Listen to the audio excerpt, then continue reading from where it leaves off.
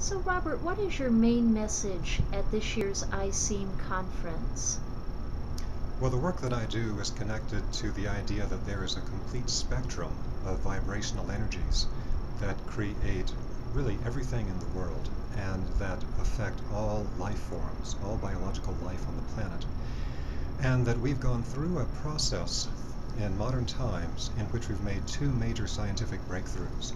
And those two breakthroughs were, number one, identifying the spectrum of electromagnetic energy, and that made possible all of our new technology.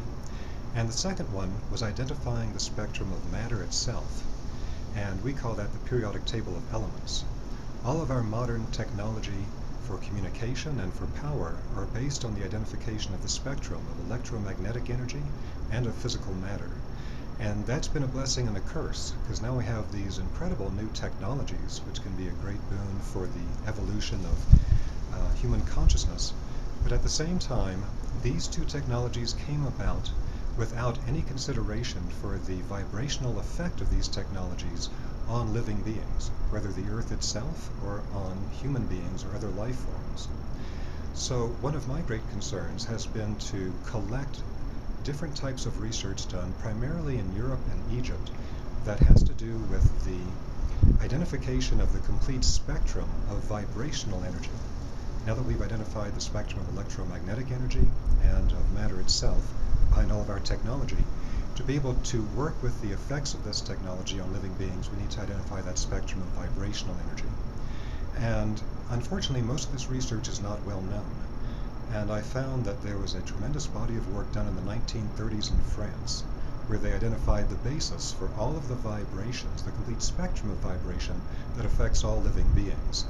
And this work has been taken further in modern times by an Egyptian scientist and architect named Dr. Ibrahim Karim, who has since become a friend of mine, and who has taken the French research much further.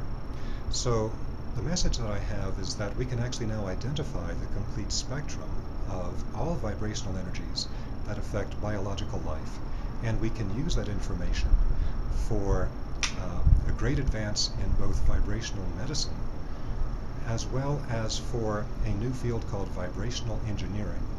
This means that not only can we test any person's energetic field for where there are particular types of problems, so that we can go beyond the physical and chemical model that we have in conventional medicine today. And people are really voting with their feet for vibrational and energy medicine today because they know it can be so effective and can fill in the gaps that we have in present-day conventional medicine. But also from the work that I've done in pulling together the French research and working with Dr. Karim from Egypt, who has developed a system called biogeometry, we can in fact identify the precise vibrational energies that create all functions in the living world. And with that, not only work with vibrational medicine, but also change the actual vibrations brought forth from all of our technologies. We can change the vibrations from all of the electromagnetic and microwave and even nuclear technologies, so that the vibrations coming from them are something that's actually beneficial for human health and human consciousness. And we can also look for some of the things that will help to balance the tremendous environmental damage that has happened to the Earth from our modern technologies. So that's the primary thing that I've come to the ISSEEM conference to talk about. In your research, have you found anything that surprised you or something you found very relevant to share? There's a tremendous depth to this body of knowledge. There's been research in this field for really now 80 years, although again, unfortunately, there's very little knowledge of it in North America. And it's full of surprising bits of information. One thing that I might mention is that Dr. Ibrahim Karim added to the French research with the vibrational spectrum in that he was able to identify 3 specific vibrational qualities that balance all living systems. And you find these 3 specific vibrational qualities in every energy center of the human body. You find them in the chakras and the acupuncture points and the joints, even within the human cell structure and human genetic structures. And interestingly enough, the exact same 3 vibrational qualities are present in every energy center on the Earth itself. Every place that is proclaimed to be a spiritual power spot by any local tradition on the planet, when we have tested it, it has these 3 specific vibratory qualities. And so the human vibratory field and the Earth's vibratory field have the exact same qualitative nature to them.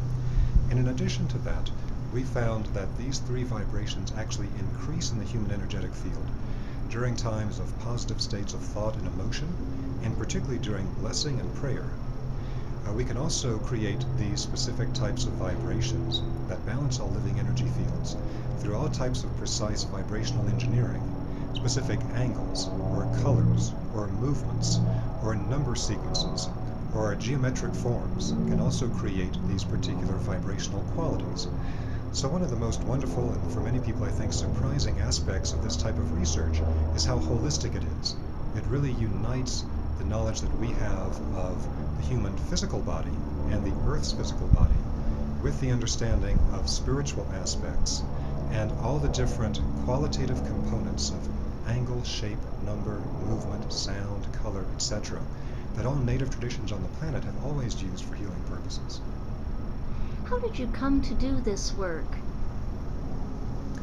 Actually, I came to it through a rather strange, circuitous route. In the early 1980s, I was an instructor in the U.S. Marine Corps in the nuclear, biological, and chemical warfare survival field. At that time, I began to research different types of radiations that affect biological life forms, whether nuclear, biological, or chemical.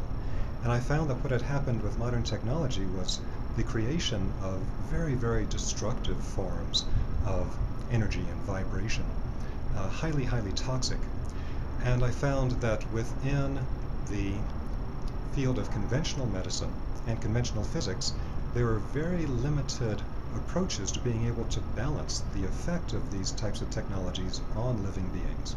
So I began to research further into different traditions around the world, classical healing traditions, classical spiritual traditions, all types of classical knowledge, and all the cutting-edge research going on today in vibrational medicine. And so I've done that for about 30 years now. And so this brought me to understanding that to really make vibrational medicine and vibrational engineering into a science alongside the type of science we have with electromagnetic energies and physical structures, we had to identify the spectrum of vibration so we could be completely precise about what vibrations are already present in any person, place, or thing, or what specific vibrations are needed for balancing any problems that we encounter. And I think this can also be a great boon to the field of vibrational medicine itself, because now with different types of vibrational healing modalities and vibrational healing tools, we can test them for the specific vibrations that they create and put that into a larger context. So your contribution to this work, what excites you most about doing this work? What's the most rewarding part for you? The most exciting and rewarding part of it for me is really the practical applications, and being able to teach interested members of the public how to do it for themselves. I do very little work myself in the actual projects. The vast majority of my time and energy goes to teach people to do it for themselves. And so we've had a tremendous body of work been done in the last 15 years with research projects at the Egyptian National Research Center, at Al-Azhar University in Egypt, with their pharmaceutical school, with the National Hepatitis C Research Project, with agricultural research with the Egyptian Ministry of Agriculture, with other universities in Europe, and projects in North America to be able to balance the detrimental effects of all types of harmful vibrations, whether it's from electromagnetic sources or cell towers, or coming from toxic contamination of water or food sources, or working with people's various types of health challenges. And so to be able to teach people how to do this for themselves and understand it, and to be able to do practical work in the world has been very, very rewarding. Dr. Karim himself, who is one of the most advanced people in this field, and who initially taught me how to work within his system, which is called biogeometry, has done a wonderful body of work, including in Switzerland. He was able to, with the observation of the Swiss government, actually balance all electromagnetic pollution problems in 2 entire Swiss cities. And so we have so many problems today, both in human health and in environmental problems, and with these new technologies. The most exciting thing for me is really to teach people about this and to get more practical work done as quickly as possible. So is that how you work with individuals on more of a like like the doctor you just mentioned, how he's working with a whole city. Is that how you work, or do you work more with individuals, like an actual individual coming in your office and saying, how can I kind of balance these things out in my environment or within my own body? We primarily do it through training courses, and training courses are usually restricted to about maximum of 22 people per course, so that we can do enough individualized attention. And we have two fundamental courses that we teach that are based on Dr. Kareem's research in biogeometry. And the first course is 7 days, and the second course is 6 days.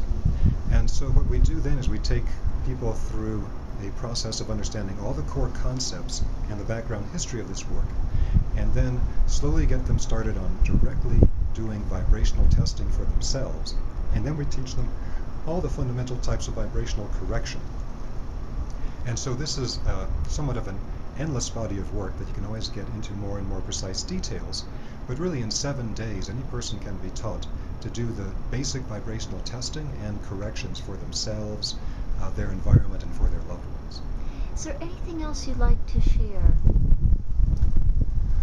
I just want to say that I'm very happy to be here at the ISSSEEM conference, because it's great to see so many people putting their shoulder to the wheel to be able to bring together a real science of energy medicine and of my interest in vibrational engineering, so that we can get it into a form that it can take its place alongside the conventional fields of physics and medicine. Yes. Thank you. Thank you very much.